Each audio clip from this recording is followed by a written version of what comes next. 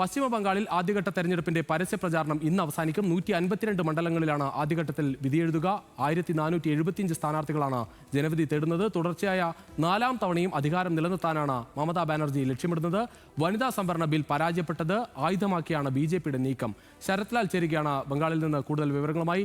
ശരത് ലാൽ, എന്തായാലും മമതാ ബാനർജിയെ സംബന്ധിച്ചിടത്തോളം അത് അധികാരം നിലനിർത്തുക എന്നത് മാത്രമല്ല, ആ ശക്തി അത് ഏതെങ്കിലും തരത്തിൽ ചോർന്നു പോയാൽ പിന്നീട് ആ പാർട്ടിയുടെ തന്നെ അവസാനമാകുന്ന തരത്തിലേക്കാണ് കാര്യങ്ങൾ പോവുക. എന്തായാലും SIR വന്നപ്പോൾ അതിൻ്റെ ഒരു അപകടം തിരിച്ചറിഞ്ഞ് വലിയ പ്രചാരണം വളരെ മുൻപേ തന്നെ നടത്തിയ, വലിയ പ്രതിഷേധം മുൻപേ തന്നെ നടത്തിയ ഒരു നേതാവ് കൂടിയാണ് മമതാ ബാനർജി. ആ അർത്ഥത്തിൽ ബംഗാളിൽ ഉടനീളം അതിൻ്റെ ഒരു വികാരം, BJP വിരുദ്ധ വികാരം ഉണ്ടാക്കാനുള്ള ഒരു ശ്രമം നടത്തിയിട്ടുണ്ട്. എന്തായാലും SIR കഴിഞ്ഞു വരുന്ന ഒരു തെരഞ്ഞെടുപ്പിൽ ബംഗാളിനെയാണ് എല്ലാവരും ഉറ്റുനോക്കുന്നത്. ഒരുപക്ഷെ ഇത്രത്തോളം വോട്ടുകൾ മാറ്റപ്പെട്ട അതിനുശേഷം ഇപ്പോൾ സുപ്രീം കോടതിയുടെ ഒക്കെ ഉത്തരവിൻ്റെയൊക്കെ ഭാഗമായി വീണ്ടും അത് ലക്ഷക്കണക്കിന് വോട്ടുകൾ കൂട്ടിച്ചേർക്കുന്ന ഒരു സാഹചര്യമുണ്ടായി. ഇതൊക്കെ എങ്ങനെ ബാധിക്കുമെന്നത് തന്നെയാണ് എല്ലാവരും ഉറ്റുനോക്കുന്നത്.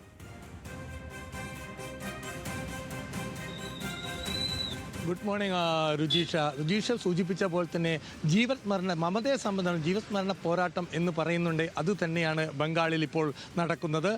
ആ തരത്തിലുള്ള ശക്തമായ ഒരു മത്സരമാണ് ഇത്. നേരിട്ടാണ് BJP ഈ തവണത്തെ മത്സരം. എന്നാൽ BJPയും TMCയും നേരിട്ടാണ്. മറ്റു കോൺഗ്രസിനും CPMനും ഒക്കെ തന്നെ പ്രസക്തി നഷ്ടപ്പെടുന്ന രീതിയിലേക്ക് കാര്യങ്ങൾ ഇപ്പോൾ ഇരു കക്ഷികളായി കേന്ദ്രീകരിച്ചിരുന്നു എന്നാണ് നമുക്ക് ഇവിടുന്ന് നൽകാൻ പറ്റുന്ന ഏറ്റവും വലിയ ഒടുവിലത്തെ വിവരം.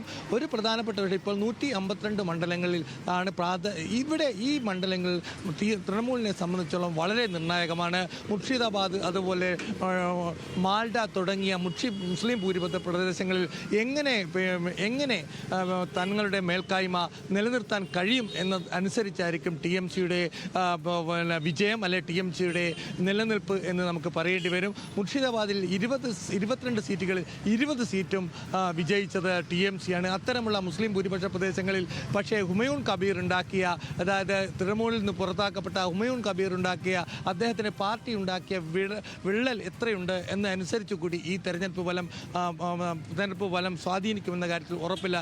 BJPയെ സംബന്ധിച്ചോളം BJPക്ക് തികഞ്ഞ ആത്മവിശ്വാസമാണ്.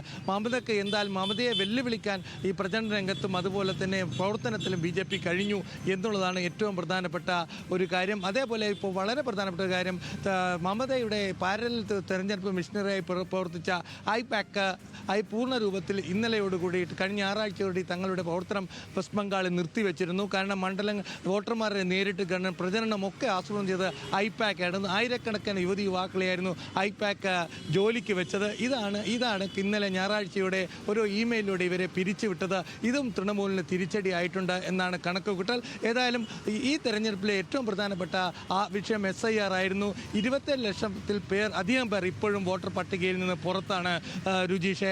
7 ലക്ഷം, അത് 5 ലക്ഷം 152 നിയമസഭാ മണ്ഡലങ്ങളിൽ 5 ലക്ഷം പേർക്ക് വോട്ടിംഗ് അവകാശം തിരിച്ചു ലഭിച്ചിട്ടുണ്ട്.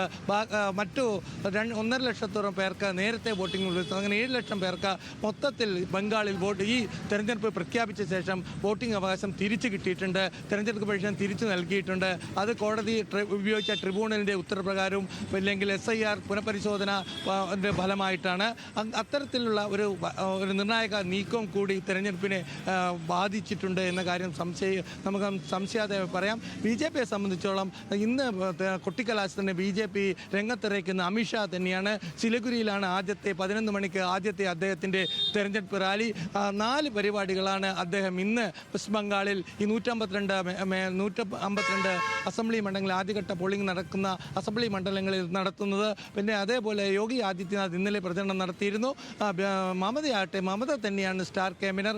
മമതാ ബാനർജിയും അതുപോലെ തന്നെ മരുമകൻ അഭിഷേക് ബാനർജിയുമാണ് തൃണമൂലിന് വേണ്ടി ഇവിടെ പ്രചരണം ഒറ്റക്ക് തന്നെയാണ് തൃണമൂൽ പ്രചരണം നടത്തുന്നത്. CPMും കോൺഗ്രസും 152 മണ്ഡലങ്ങൾ മത്സരിക്കുന്നുണ്ടെങ്കിൽ പോലും ഈ 152 മണ്ഡലങ്ങളിൽ വിജയപ്രതീക്ഷ ഒരു മണ്ഡലത്തിൽ മാത്രമാണ് കോൺഗ്രസിന് ഉള്ളത്.